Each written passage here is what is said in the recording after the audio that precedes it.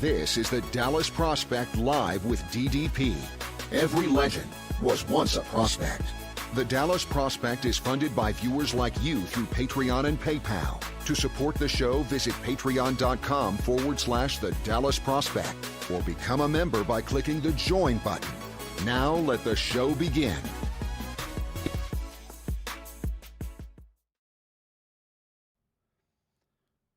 Okay, welcome back everybody. This is Derek Kirby with the Dallas Prospect, and this is Dallas Prospect Live.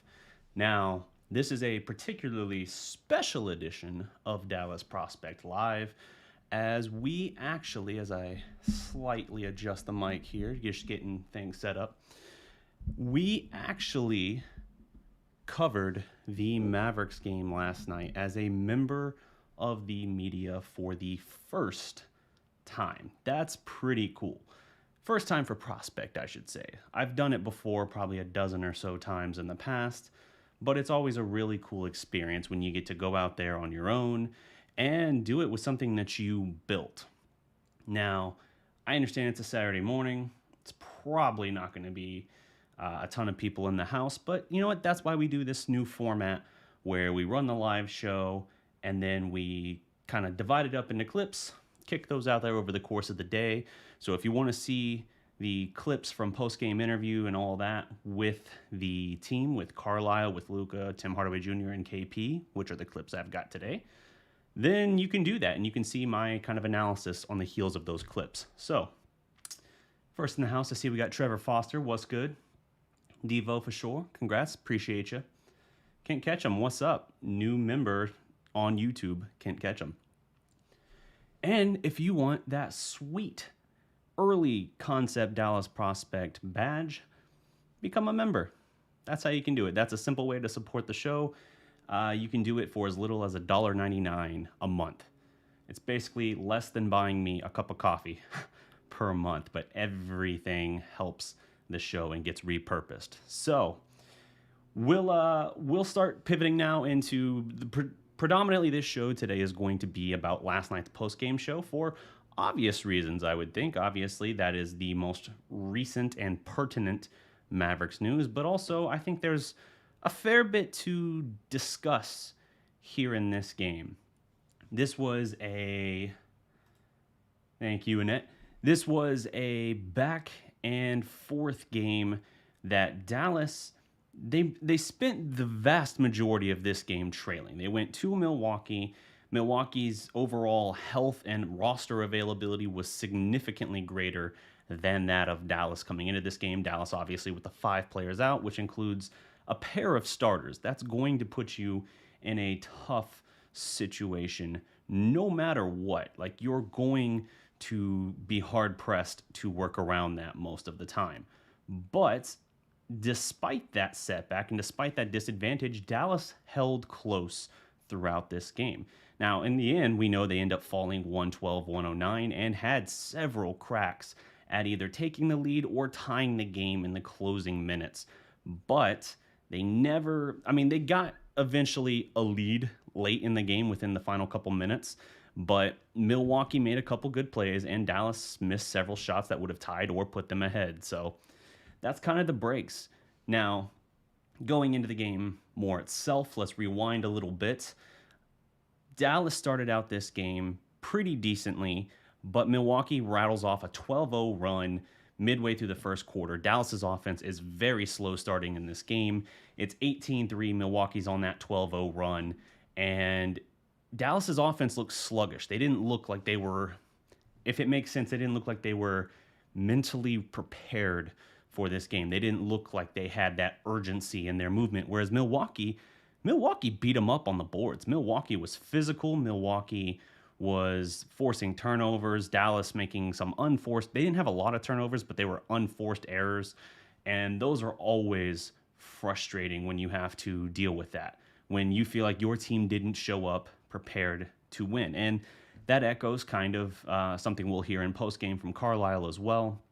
But you know, it doesn't bode well when you're in a big matchup game and you're trying to prove that you're for real. You are the second rated defensive efficiency team in the league, despite having the hardest schedule in the NBA thus far, and yet your record is just a tick over 500 now, and you go out there and you kind of lay an egg, like to start the game. It's a not a great look. Now Milwaukee, it's not like the defense got routed. Even in the end, they give up 112, but they just didn't look like they were playing with the proper urgency early on. Now, coming into the game, KP, this is a quote from Followell during the game. He says, KP says he doesn't care if he plays the 4 or 5, so long as he's the trailer on the break. That I made a note of because it was reminiscent to me of vintage Dirk Nowitzki coming down the trailing 3. That was classic Dirk. And hearing KP say that I thought was pretty cool, especially since we have a lot of discussion all the time about should he play the 4, should he play the 5, where is he more comfortable? He's, we know he obviously said in the past that he preferred the 4, didn't like the 5, but he broke out last year playing the 5, so there's been discussion there. He basically is saying, I don't care so long as I'm still in the situations I'm comfortable and that I succeed. Fair enough, that seems pretty reasonable. I see the chat rolling here. What's up, guys? Isaiah McIntosh, what's up? Annette, hello. Cowboys X Factor, what up? Yes, sir, yes, sir. Gordo, what's good? So, in this, we have a situation where Giannis is dominant early. Like, don't get me wrong. Obviously, Giannis is going to be dominant no matter what. He's the 2-time reigning MVP. But in this game, a particular opportunity presented itself that, again, I felt Dallas failed to capitalize on. Giannis, despite early in his career being a mid-70s free throw shooter, has plummeted off the map in recent years. He's shooting on like 120 free throw attempts now this year. He's shooting like 57.5%. He went like 1 of 10 or 1 of 11 at the line last night. That is abysmal. Like, we can talk about free throws all we want. Dallas, a team that usually lives at the free throw line, did not get there hardly at all last night. Luka, who had been shooting free throws great this year, 3 of 7, I think, was his final line there, like line at the line, if you will. That's not going to get it done. It's a weird thing where, as close as this game was, there were opportunities. Luka was, 3 of 7 at the foul line. He's been shooting great all year, but it just did not happen for him last night. As a team, Dallas shot only 6 of 13. 46%. There's your game.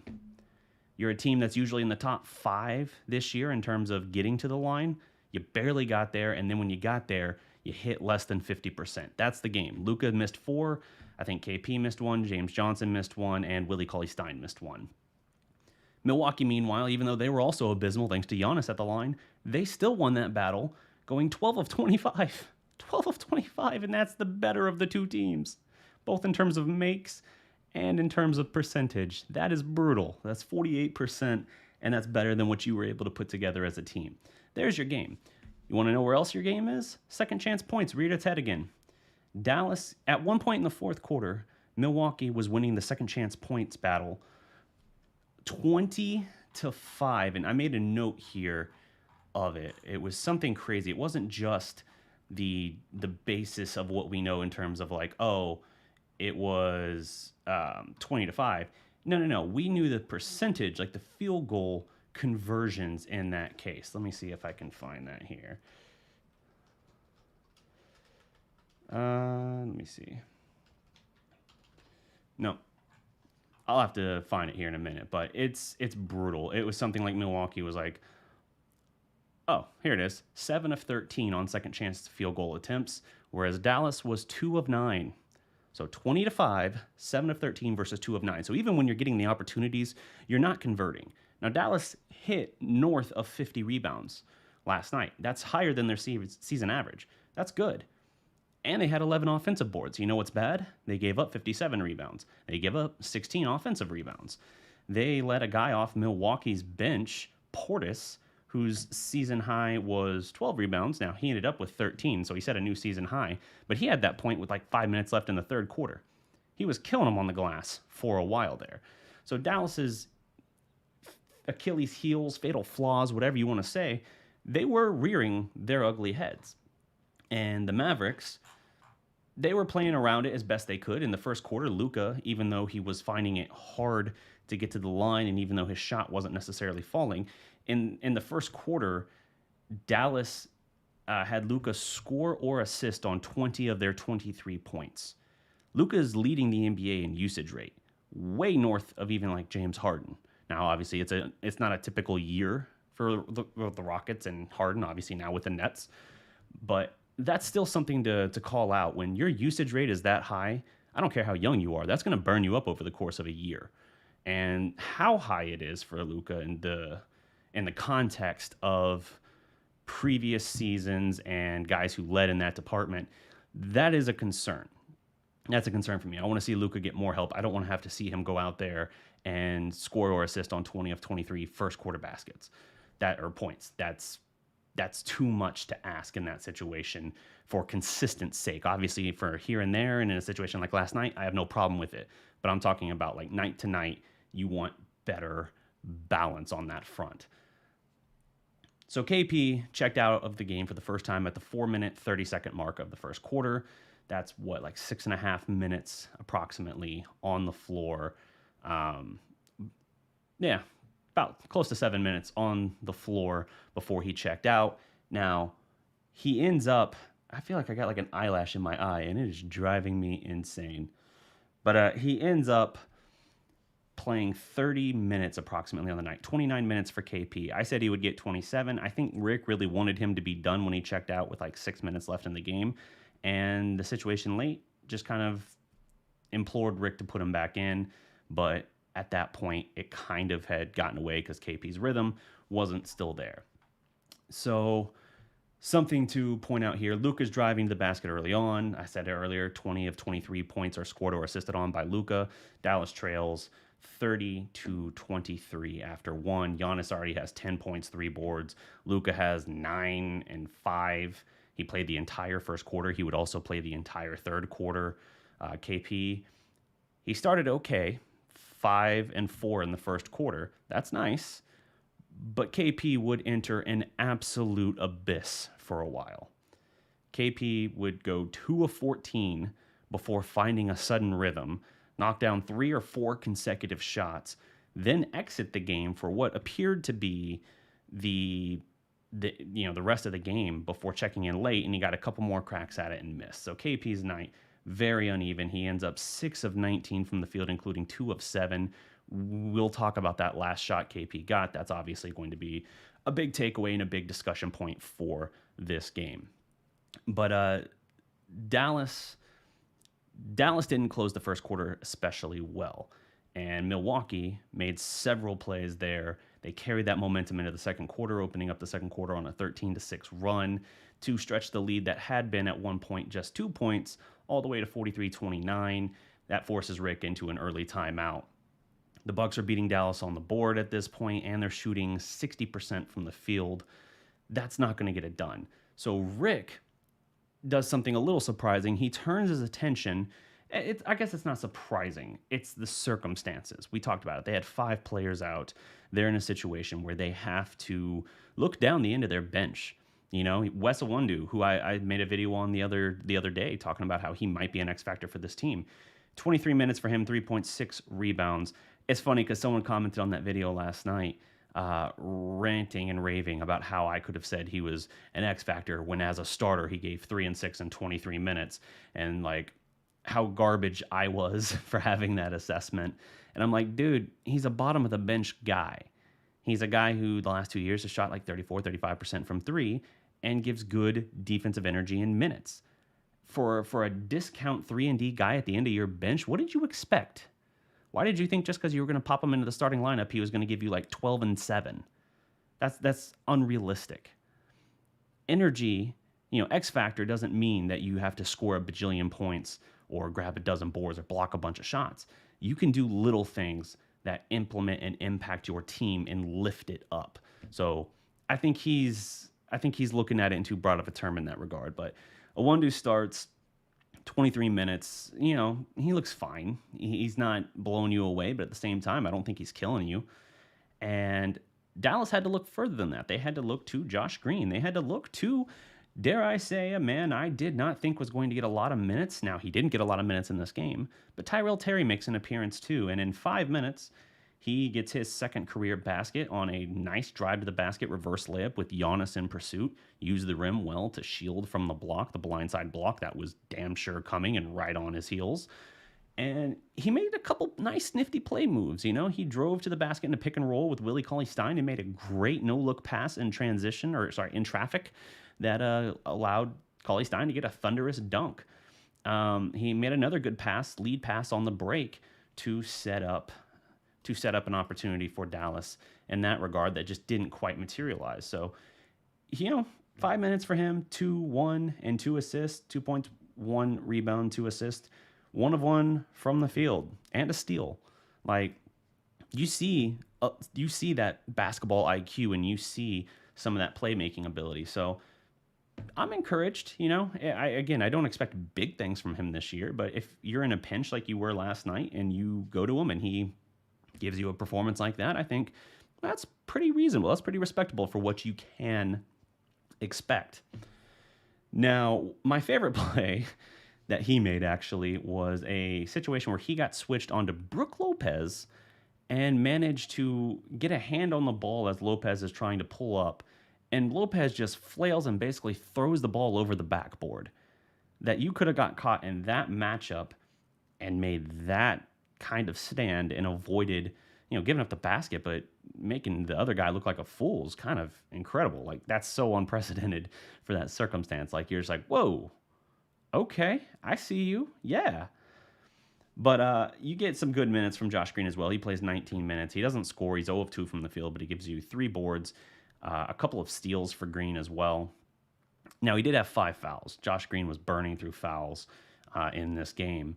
But again, I liked the energy. I liked the length and athleticism and the defense he was showing.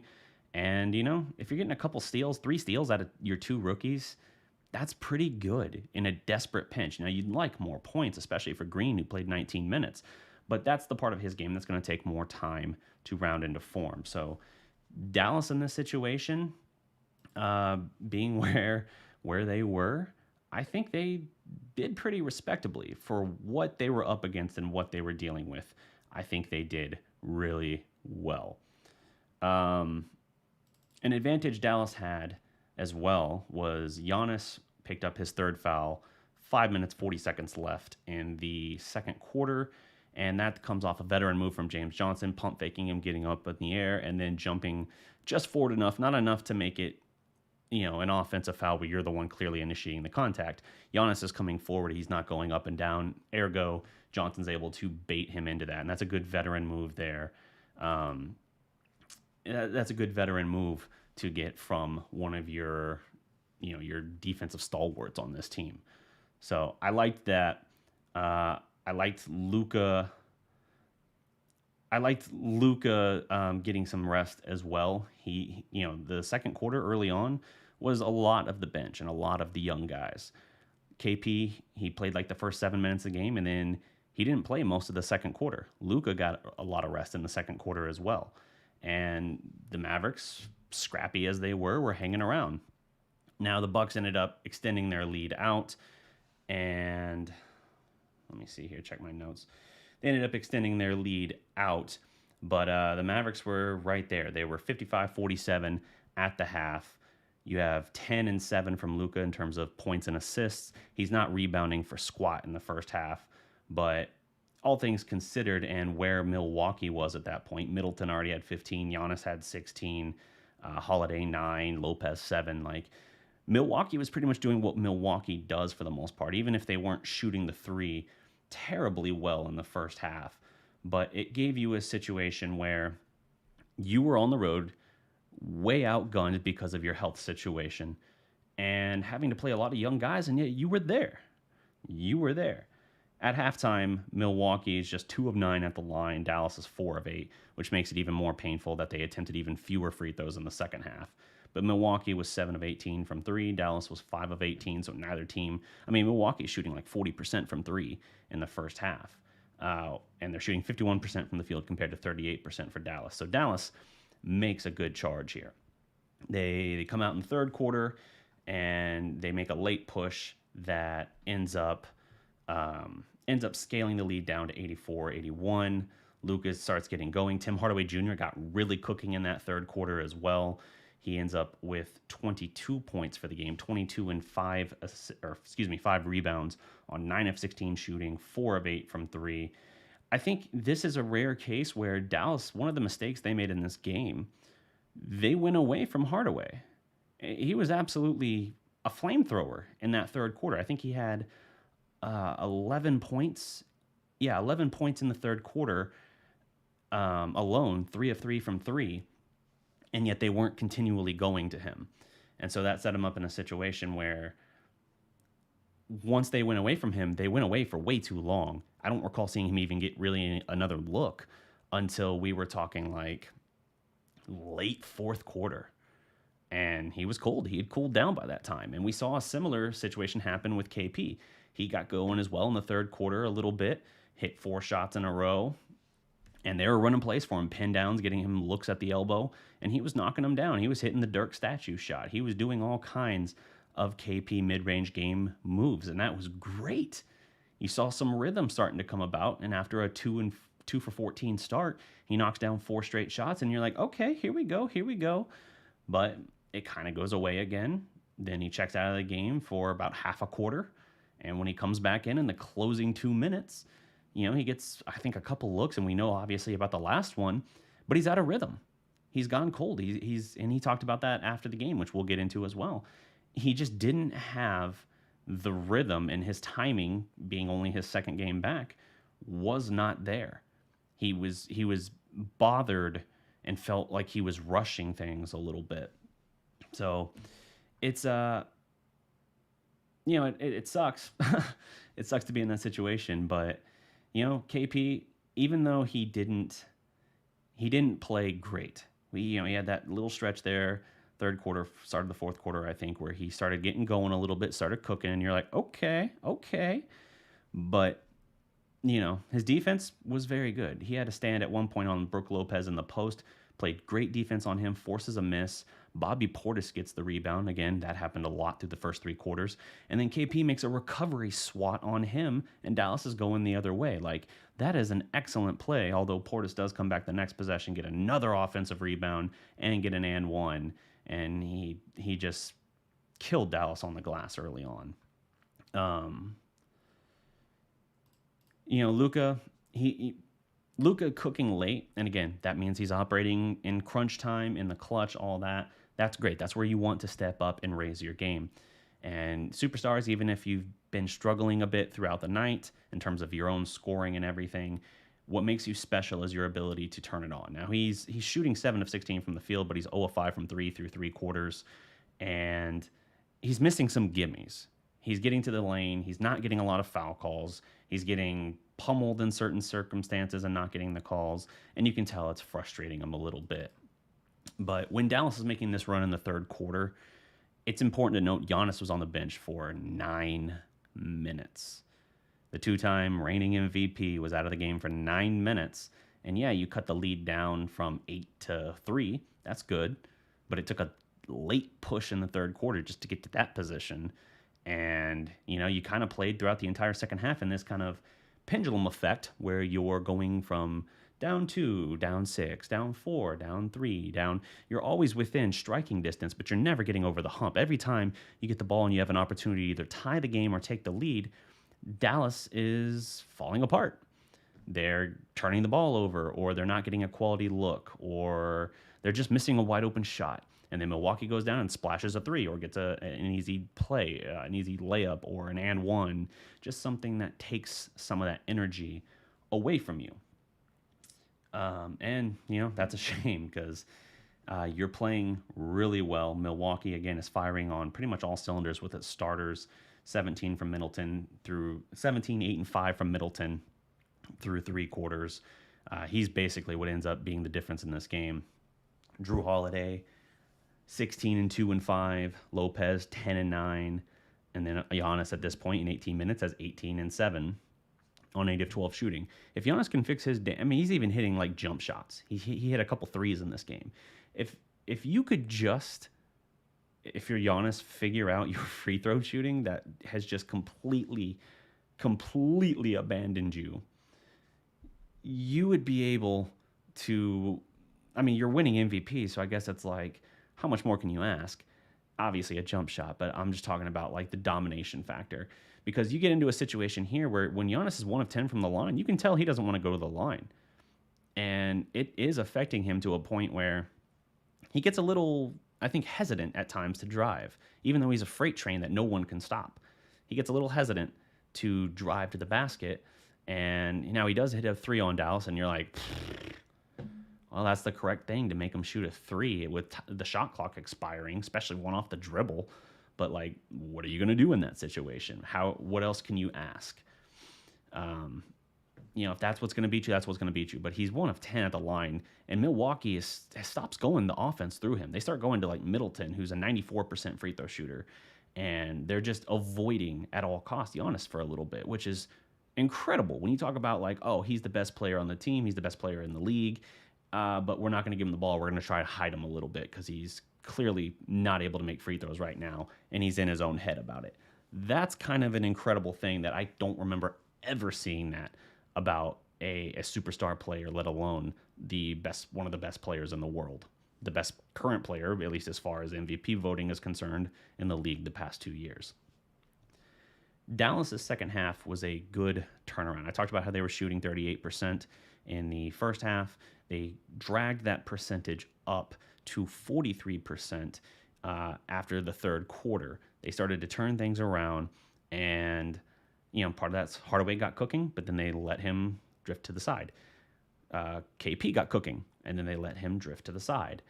And then in the fourth quarter, Luka got going late, and he didn't drift to the side, but it's like we never had everything firing at once. We took turns, we alternated things out, and I think that hurt us. Let's see here.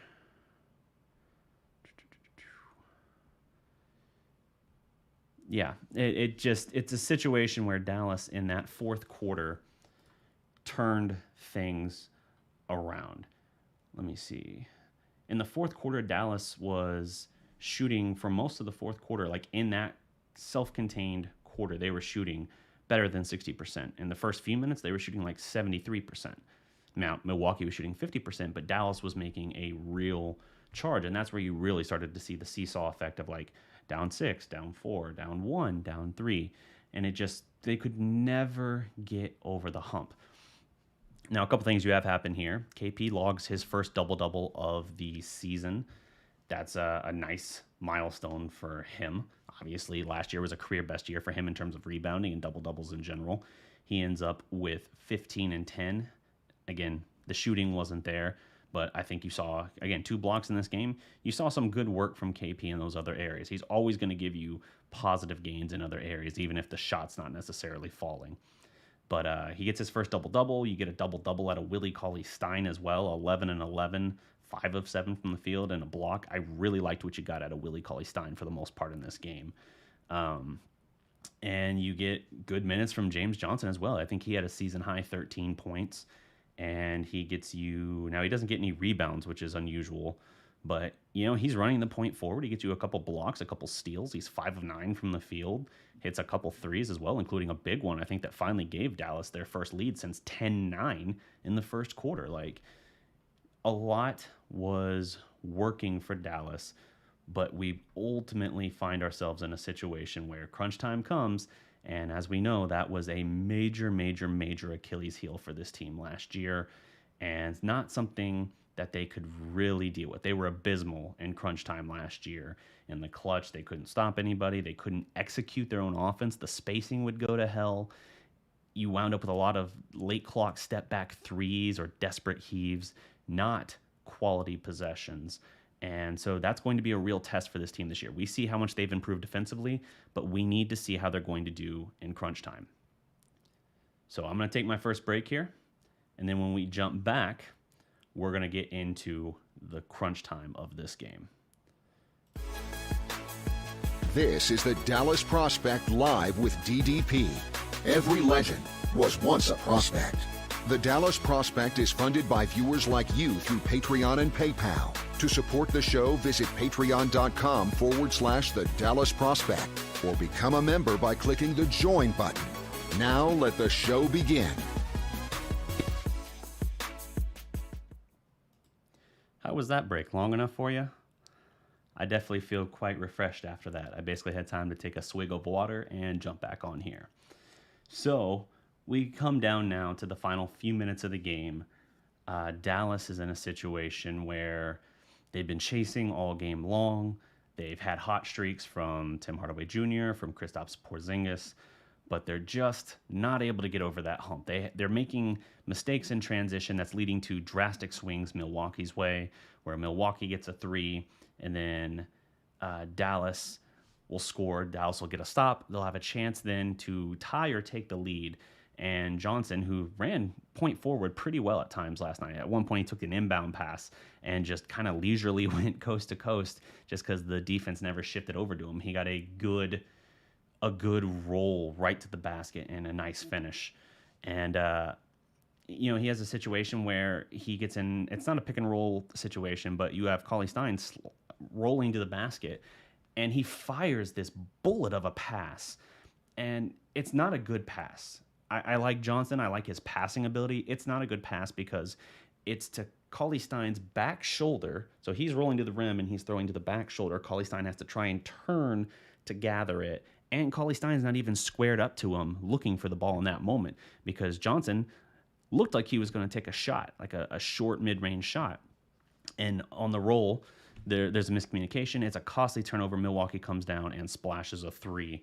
And it's a major momentum swing. You had moments like that just stack up. A lot of and ones in this game for both teams, but it seemed like Milwaukee was really getting whatever they wanted in that regard.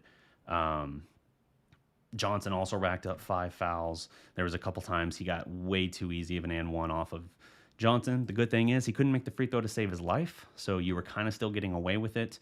Dallas made other costly mistakes where Milwaukee would shoot a free throw. Giannis would barely graze the rim, but it would go off Johnson's leg and roll out of bounds. Like, you were failing to secure possessions, and Milwaukee gets another crack at it. Giannis gets fouled again, goes back to the line, misses both free throws. So you're getting reprieves, but you're making costly mistakes that are keeping you from seizing control in this game. And that was kind of a story throughout. Dallas's field goal shooting was significantly better throughout the fourth quarter.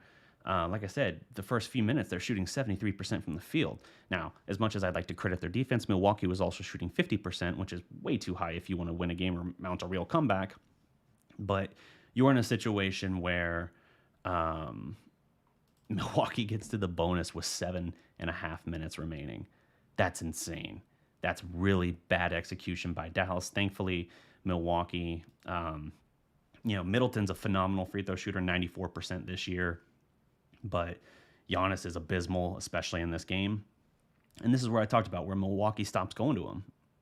It's like they get in the bonus, and Skin Wade on the broadcast, the Mavs broadcast, was talking about how, I think I consider hack a Giannis here.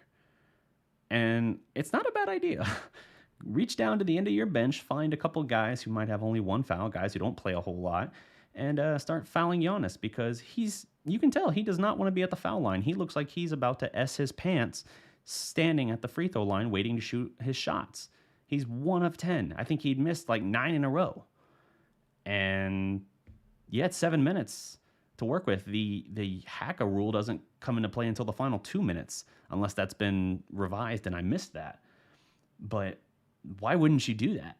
I thought it was a very valid point, especially with how guys like Middleton and Lopez were still cooking and still getting damage done. DJ Augustine, of all people, was making some veteran plays, some crafty plays there in the late third quarter and fourth quarter as well. So something to consider there. I don't know why that is. So entering the clutch time, final 5 minutes of a game within 5 points, Dallas, it's a 1-point game at that point. Dallas had shot 73% from the field through the first 7 minutes of the fourth quarter. Johnson was playing physical defense. He was getting stops. I know he had 5 fouls. I know he had some real blunder plays a couple times where he had a chance during Dallas's charged opportunities to try and take the lead or tie the game. He had a corner three that he had just too much time. He just almost like completely came apart mentally because he got such a clean look, and he airballs a corner three, shooting it over the rim entirely. Like, he had some mistakes, but he also made some really nice plays here. As I said before, he has some physical defense. He gets assigned to Giannis a whole lot in this game. I'm just taking a peek here. I was curious how many people we had in the house. Looks like 23. He's playing physically. He's really making them work for it. And he's getting stops. He's making good plays that are helping this team win. Let's see here. Check back in my notes. Yeah, in crunch time, Giannis hits a three, a desperation three almost. And then Luka takes over. Luka has a span where he scores Dallas's 7 straight points for Dallas. Then he gets that corner three to Johnson that gives the Dallas Mavericks their first lead of the game, 104. Not of the game, since 10-9, their first lead. It was a 104-103 lead at that point on the Johnson three. And Dallas gets a stop. You get a chance then. Luka with a brilliant find in transition. We know Luka's passing ability. We know 57 watching. All right, cool. Appreciate that, Kent. He gets a leak out opportunity for Willie Cauley-Stein, throws a beautiful pass down the court, and I think it was Middleton made a great save because Cauley-Stein's going to get a transition dunk to extend the lead at that point to 106-103, and instead it fouls Cauley-Stein. It puts him on the line. He makes one of two, and so it keeps it, again, an opportunity. It's a missed point, and that's a great play by Middleton. Middleton's a great player. There's a reason why before he signed his new deal before last year, he was a hotly talked about commodity. If Dallas could somehow lure him away from Giannis in Milwaukee, it wasn't going to happen. Milwaukee could offer the most money. They're a better team, and Giannis was there. But that was the kind of projection that people were looking at. So the broadcast as well makes a point about how these situations here, games decided by 3 points or fewer, Dallas had only had 2 games on the year like that. And within 3 points, sorry, let me rephrase that. Dallas only had 2 games coming into the night within 3 points in the final 2 minutes. Milwaukee had only had 1. This was kind of uncharted territory for both teams this year. Middleton took over. He splashes a 3 with 1:47 left, forcing a Dallas timeout. The Mavericks, within 2, have a chance to tie. Luka gets the basket. He doesn't get fouled. I think Milwaukee just makes a good play. They force Luka with a miss on the drive. Luka doesn't even argue it, so that tells me definitely there, or maybe he's trying to keep it in, but I think Milwaukee just made a good play there. And Luka had made, like I said, 7 straight points by himself, and then he assisted on the Johnson 3. At that point, Luka was easily over 10 assists, start of the second half, basically. It was the rebounding that was really low for him most of the game, and then he ends up making a push where he falls 1 rebound shy of yet another triple-double. So the last 5 Luka games, I got a stat on that somewhere, the last 5 Luka games, he has either made a triple-double or been 1 rebound shy of a triple-double. Over the last 5 games, he's averaging 30.6 points per game, 11.4 rebounds, and 11.2 assists. Incredible. I mean, that's real MVP stuff there, obviously. But back to the game, Dallas gets a couple good looks and ultimately is not able to get over that hump. Once Middleton got cooking, he hits a couple big shots for Milwaukee. They can't really get it. Luka had that drive that didn't go. Dallas gets a stop. KP checks back into the game. And then you have a series where this is where the real conversation and contention comes in. Luka makes the right play first. When Milwaukee brings the attention over, he gets a wide open look for Trey Burke. Burke just misses it. Burke had a pretty decent game to that point. Burke had 13 points, 3 boards on 5 of 12 shooting and 3 of 6. 3 of 5 at the time from 3. It's a great look. Luka made the right play. It just didn't go. Well, Willie Cauley-Stein gets the offensive rebound. Here's where the kind of controversy stems. Luka wanted a timeout. Mavericks had a timeout. Carlisle declined to take it. And this is being spun by like ESPN and others as a rift moment of sorts, where Luka, yes, visibly upset that Dallas declines to take the timeout. Carlisle will get into his comments after the game, but Dallas declines to call the timeout in a kind of scramble mode. Cauley-Stein gets the ball back to Burke, who curls around the paint, finds KP for another good look. It's a long three, but we've seen KP's range, dating back to last year. How many logo shots did KP have? KP gets a great look. He pulls the trigger, and it misses badly. It's not an air ball, but it misses the rim entirely, bricks off the backboard on the opposite side from his angle.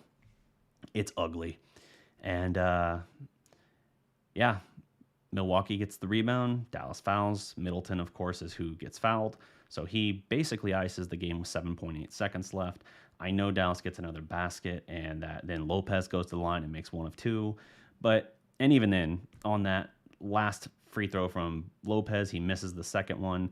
Luka gets the ball, shoots a three-quarter shot that surprisingly looked like he had a chance, and he got it off in time. That could have forced overtime. It misses. Milwaukee wins 112-109. That snaps the win streak at 4. I think the story of the game kind of comes down to the Mavericks in the clutch. They made several great plays. They executed well, but for whatever reason, they got into that final minute, and they could not quite get over the hump. Milwaukee, I felt like at times, whenever Dallas made a real push to take control of the game, I thought the Bucks, like great teams do, like quality teams do, one of the best teams in the league, they answered the bell. And I think Milwaukee, with their experience, still trumped Dallas in those moments. Every time Dallas looked like they were ready to take control, and Dallas, they've had their struggles there, obviously, well documented. But Dallas failed to secure control at that point, and Milwaukee made more plays, made more winning plays when it mattered. So, if you're getting great looks from Luka, KP, and Burke in the final minute, any of which would tie or take the lead, you're doing your job. You know what I mean? Like, you've done everything you could ask for reasonably. Now, we can talk about the decision at the end of the game, and before we get into that, I'm going to get into a next segment here where I take a look at Carlisle's comments on the play and Luka's comments on the play. So I'm going to take a quick break here to set this up for us, and then once that is done, I'll run the clips, letting you hear Carlisle talk first, and then Luka talk, and then I will jump in and kind of give you my perspective, my analysis on it. So we're gonna have some post-game press conference clips here for you guys in a second. Let me check something here. I'm just looking over my notes, seeing if there's anything else I wanted to talk about here. No. Okay. So let me jump to this now. Our second half was was great. We didn't start off the game well. Our second half was we were not playing unselfishly to start the game at either end, and it permeated to our overall play. In the second quarter, that group that came in with Tyrell Terry, Josh Green, James Johnson, forget who else was in there, but those guys played extremely hard and got the momentum of the game back in our favor. We finished the half well. I thought our downfall was the beginning of the game. And when you start off in a hole and then you lose the first quarter by 7 points, it's a tough way to start the game. But there certainly were some good things. I thought KP looked good out there. His second game back, played 30 minutes. That's a lot. That's a lot. Hit some important shots. His footing will get better. His rhythm, his conditioning will get better game by game. Rick, Luka clearly felt like there should have been a timeout called there after that late offensive rebound you got before Porzingis missed the three. What were your thoughts? What are your thoughts about that sequence? Yeah, I like the ball in his hands and the defense not being set. We got one great look at a three from Burke at the top, and then we got an offensive rebound, and KP got a look. So we got two good looks, and you always want to save your timeout if you can. So, that's the reason. And it's very difficult to call a timeout and go against a Milwaukee set defense out of the timeout. So I think in those situations, if you can put the ball in your best player's hands, you'll get better opportunities. And I thought we got two good ones. Brad? Well, and given that sequence and kind of the way Luka reacted to it, were you able to kind of discuss it with him afterward? Yeah, I'm not going to get into that publicly. Okay. Listen, look, we got two good shots. And we preserved the timeout. So, as a coach, that's all you can hope for in that situation. Our second half was great. We didn't start off the game well. We were not playing unselfishly to start the game at either end. Luka, you obviously wanted a timeout called after you guys got that late offensive rebound. Having had some time to process the situation, what are your thoughts on that at this point? I don't know. It's called decision. So, but if we want to make the shot, everything will be good. So, if we make the shot, everything would be different, But I don't know. It's called just this decision to call a timeout. I don't know. So I think it's good. All right, Brad? Well, I asked Rick this. Did you since you were motioning on the side, did you get a chance to talk to him? Did he explain, why he didn't think it was a good idea to call a timeout? No, not yet. Okay. Do you plan to ask him about it, or? I don't know. If we talk, we're gonna talk. It's not gonna be in the media. So I understand. Between us. Brad, do you have anything else? Yeah. What did you think about just the way you guys hung in there on a really tough shooting night in some ways? Yeah, I think we played bad. I'm gonna say that. I think we played bad. It wasn't our good game, but we hang up there.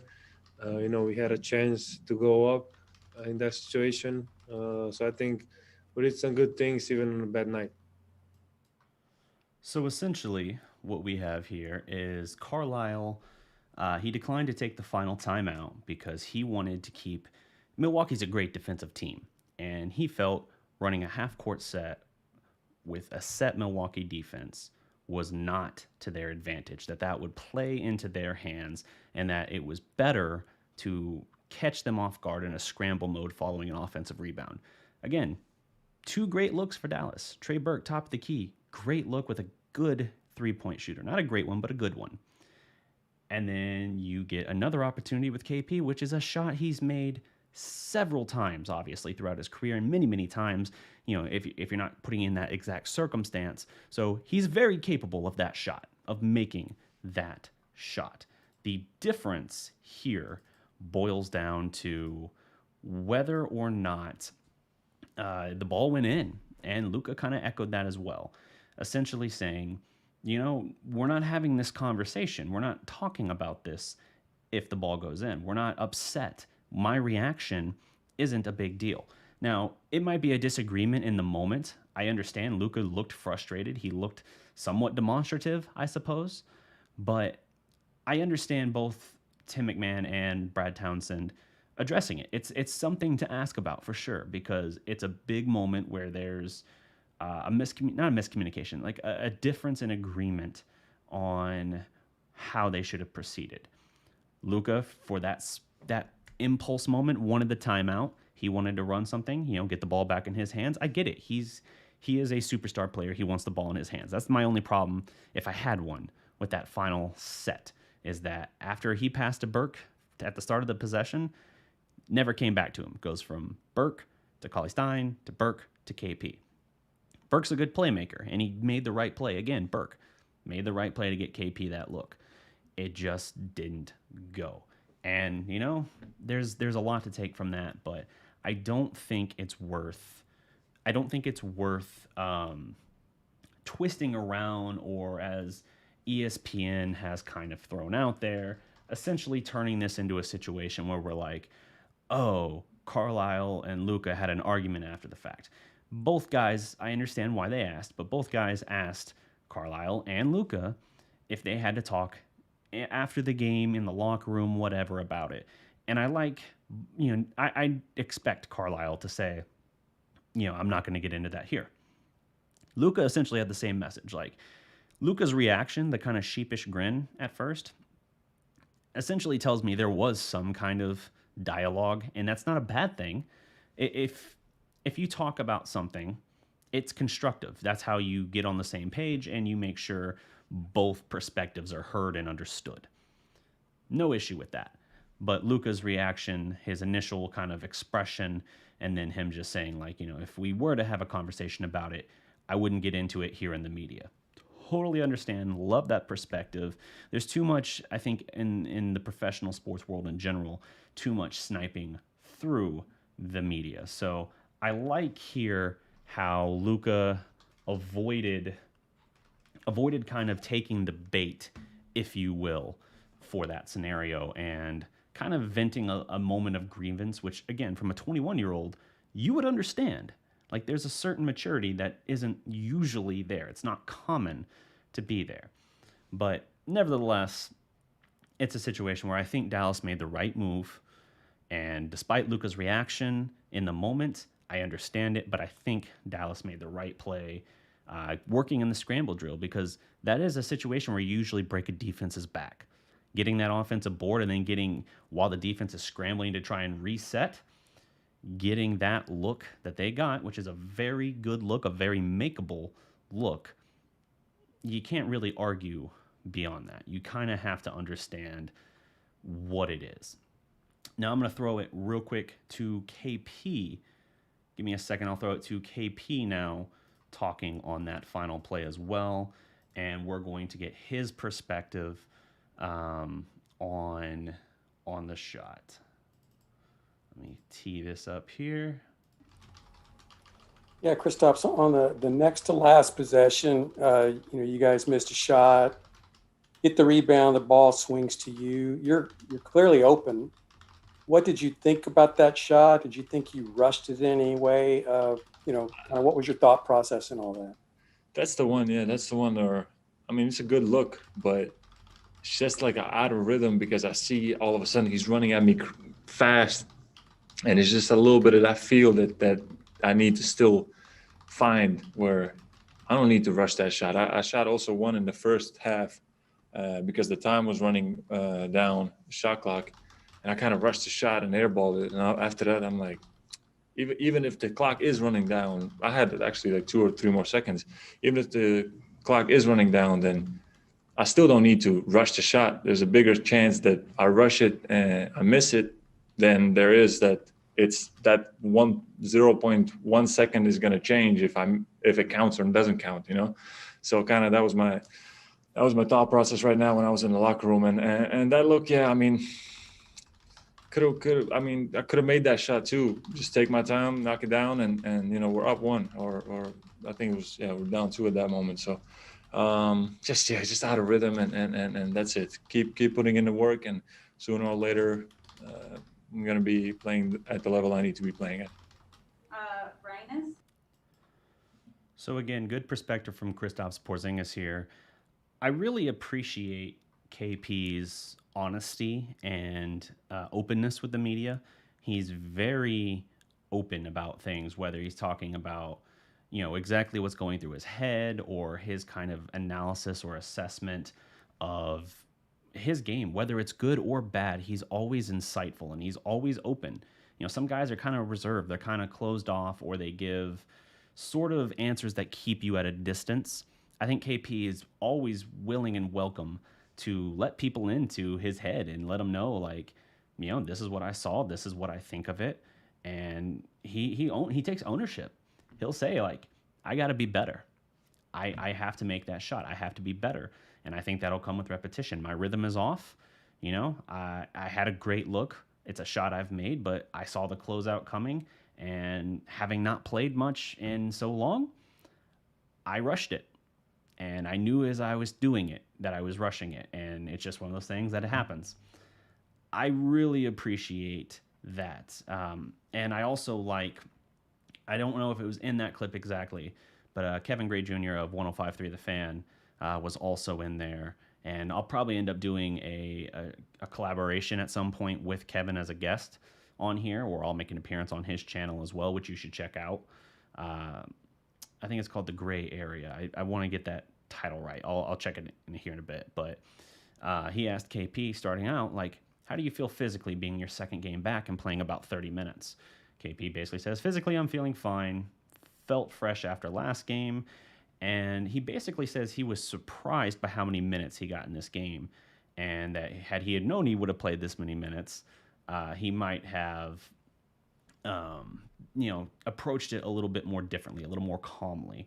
And again, I think that's great, honest insight that you just don't get a lot of from a lot of athletes, and it's refreshing. KP was then asked, and I won't play this clip because I don't want to make this just a complete barrage clip show for you guys, but KP was then asked as well, and this was asked by Tim McMahon to both Kristaps Porzingis and earlier Rick Carlisle. And he basically said, McMahon asked, what's the balance between being aggressive and hunting your own shots? And he's referring to KP shooting 2 of 14 earlier in the game. And, he got cooking a little bit late, made 4 straight shots, and that's great. But what's the balance between that? Because when you're shooting 6 of 19 and 2 of 7 or whatever it was from 3, you're not feeling it. And, early on, he just kind of kept digging that hole, trying to climb out of it. And Carlisle points out, we ran plays for him. You got to understand, he hasn't played in 5 months. So, of course, he's got that want and will to dig his way out of there. And it's a balancing act, of course. But, it's something we trust KP to do, essentially. And I'm paraphrasing, obviously. But KP, kind of expounding on that, said, and this is a paraphrase quote here as well, there's got to be a balance. You want to be aggressive, but you want to be aggressive in situations you're comfortable with and in. Pretty honest, simple, concise answer there from Porzingis. I like it. I think KP, health-wise, he is 100%. I just catch a glance of Barry in the comments there. I think he is health-wise 100%. I think it's just rust. Guys, he hasn't played. This is his second game of the season. He didn't play for 5 months at full speed, and now he's played a couple times in a few days. Like, he's working his way back. I actually thought at one point when he checked out of the game with 27 minutes, I was like, oh, damn. I hit the nail on the head earlier today when I did that show with James, and I said I thought he'd play 27 minutes tonight. Until he checked back in those final 2 minutes, which I think was just a situational thing, I was like, I nailed it. But yeah, KP's great, man. He ended that answer to that question basically saying, quote, I want to take a lot of responsibility for this one. And he's talking about basically missing that opportunity in those closing moments with that shot. That's a leadership thing. That's a star player type response. Basically saying, I'm going to get better. I'm going to get better. He talked about good look, rhythm not there, defender closing in. Just got to keep working at it, and I'll get to where I need to be. I like that. I like that perspective from KP. So let me do a check here, see where I am on the run sheet now. I feel like I've jumped around a little bit.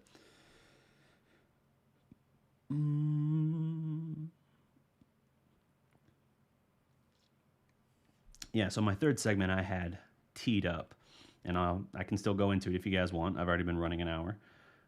Is talking about the roster being depleted, kind of reaction from guys like Rick Carlisle and Tim Hardaway Jr.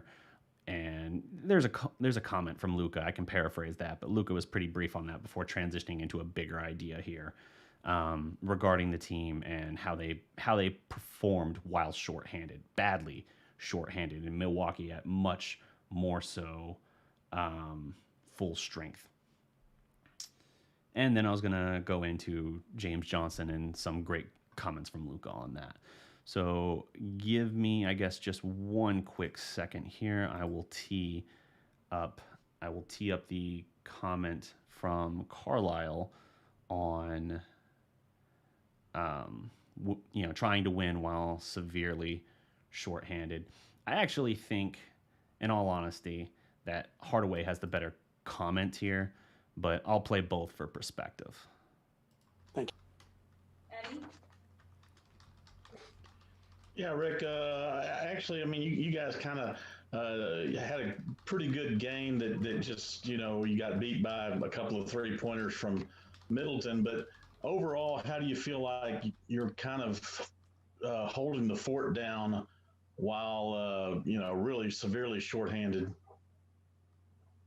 Well, a lot of guys are stepping up into higher levels of responsibility and doing a good job.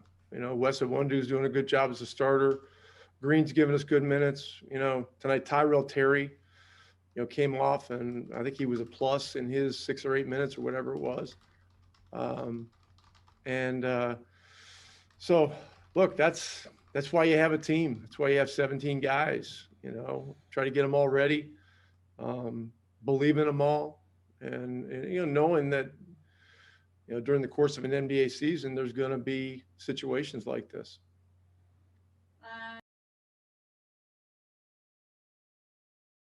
All right, ready, Tim? Yeah, right. Okay, Kevin? Hey, good evening, Tim. You guys got yourselves back in it in the third quarter. You had 13 points there. In the third quarters this year, it seems like you've been able to find a rhythm in those quarters. What's it about those third quarters that you've been able to get yourself in that kind of rhythm in those quarters there? Just coming out, not being aggressive. Once halftime is over, you kind of get the idea of how teams are playing you at that point. So just try to pick and choose your spots wisely, and when the ball comes to you, just be confident and knock it down. And it's great that your teammates are finding you once you get it rolling and your numbers fall. Sally? Hey, Tim. That lineup you played with middle of the second quarter with the rookies, James and Willie, what have you thought about how the rookies have handled, this extra responsibility with you guys being shorthanded, and especially after such a chaotic offseason and start to their careers? I mean, they did an amazing job when they came in the game. It's hard when you're a rookie, you're getting thrown into the fire, especially with the circumstances we're dealing with right now, and you're playing against arguably one of the best teams in the league by far. So they came in there and they gave us that spark when we were down 13-14 in the second quarter, and with that, them coming in and bringing that energy just like they do in practice. Is a little bit them not knowing what they're doing out there, but they're running and gunning and getting their feet wet and they're knowing and finding the rhythm of the game, and it was beautiful to watch. So I'm very, very, very, very happy that they came out there and produced for us. Dwayne? Tim, how difficult is it trying to win these games without 5 guys that probably will be getting a lot of minutes? You said what now? Sorry, I didn't hear. Sorry. How hard is it trying to win these games without 5 of these guys that was not in the lineup tonight that probably will be getting a lot of minutes? Yeah, it's tough, man. Like I said, this COVID thing is really messing with some of these teams, but it's next man up. We're gonna hold it down for them until they get back. We're gonna keep competing, and like I said, it's next man up. Okay. That's it. Thank God I can go home. So Hardaway and Carlisle both with high praise for the Mavericks rookies and some of the younger guys on the end of the bench. You like that in a veteran leader, giving credit to and acknowledging what some of these guys are doing. The Mavericks did have to call on Josh Green and Tyrell Terry in a precarious situation where you wouldn't ideally like to run some of your young guys on the road. And granted, there's no crowd there right now, but on the road against the Bucks, the best team, one of the best teams in the league, certainly one of the best in the Eastern Conference as well. So it's really a tough situation to put anyone in, let alone guys with so little experience and polish. And Tyrell Terry played in just his 6th game last night. He had 1 career basket coming in. Still hasn't hit a 3. They've both been layups. He hit one last night over Giannis, or rather around Giannis. So very good perspective. I like the leadership there. I did think it was funny as well. Hardaway had one of the shortest post-game pressers, and yet you could just tell he just was like, oh, thank God I can go home. Like he did not really care to talk after a loss, which I think is also kind of a veteran move as well. Like you do what you're obligated to, and then you're like, all right, on with it. You know, let's get to the next thing. So interesting perspective there. Obviously, the health and safety protocol stuff is a big impact, but as he said, it's next man up. Can't make excuses. You just got to roll because no one's going to slap an asterisk on this season. They didn't do it last season. They're not going to do it this season. Now, fans and media might discuss that and debate that, but the NBA is not going to do it. They're not going to treat this like the Barry Bonds home run record where they slap an asterisk on it. It's going to be just straightforward. This is what happened. This is who won. Doesn't matter what the circumstances were. So it is what it is. Next man up. You just got to deal with it. The Mavericks, they were severely underhanded, but you know what? In the end, they had a really good chance to get this one.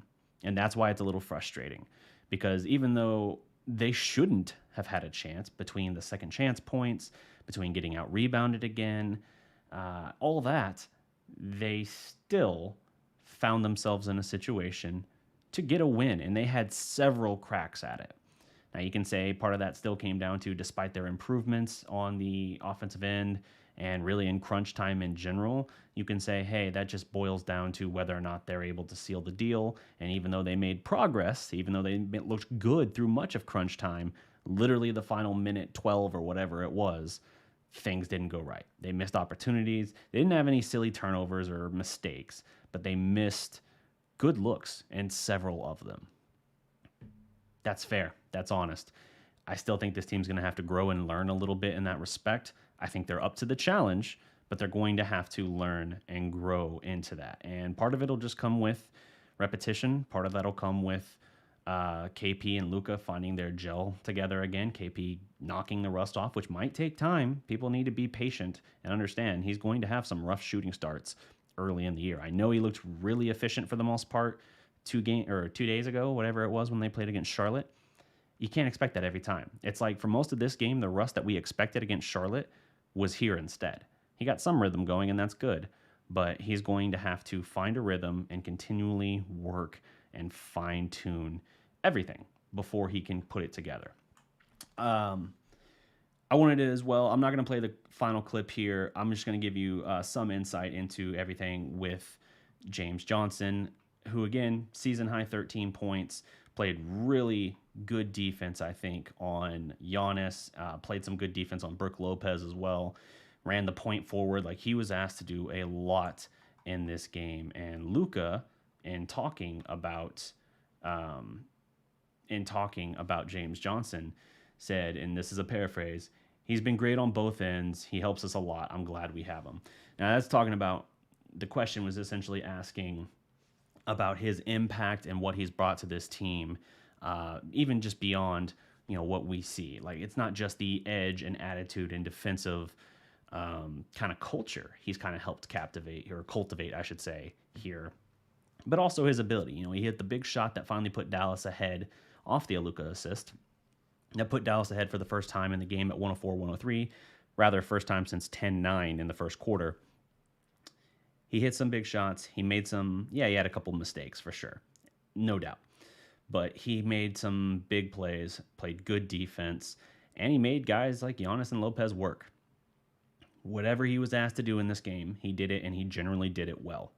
So having someone like that's key. That's critical. Luka says, he's a great player. He can do a lot of things, even things that he hasn't been asked to do a lot of overall in the season, but you saw little bits of them here in this game. So very good passer. He plays the 3, 4, and a small ball lineup. He could play the 5 if he absolutely had to. He's not like that size, but he's got the toughness and the physicality and the edge about him.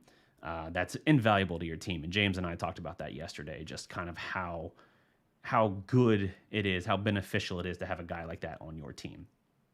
But essentially, this is going to, I think, wrap up the show here. If you guys have a couple of quick questions, feel free to hit me with them here.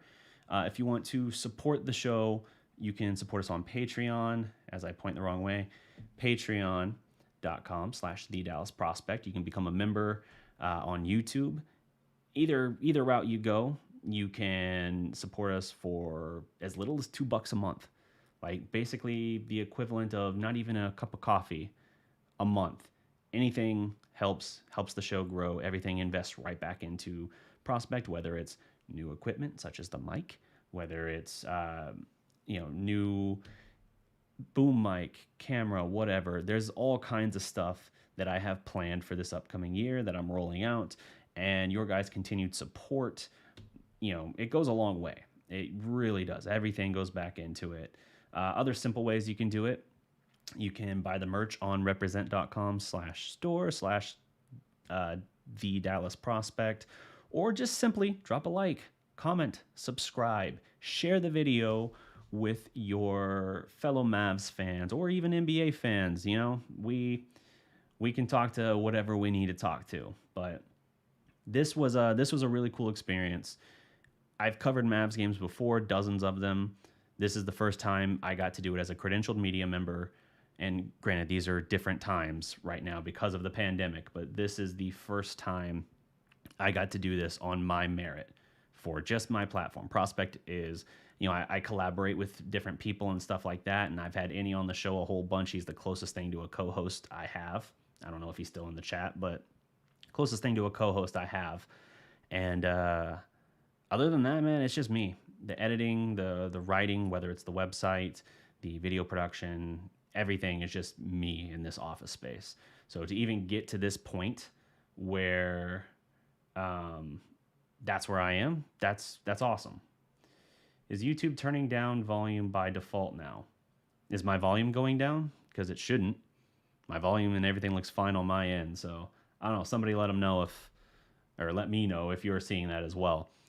But yeah, this is an interesting experience here, and I look forward to doing this more. We're going to keep growing the show. We're going to keep working and see where we go. But there's all kinds of different ways you can support us.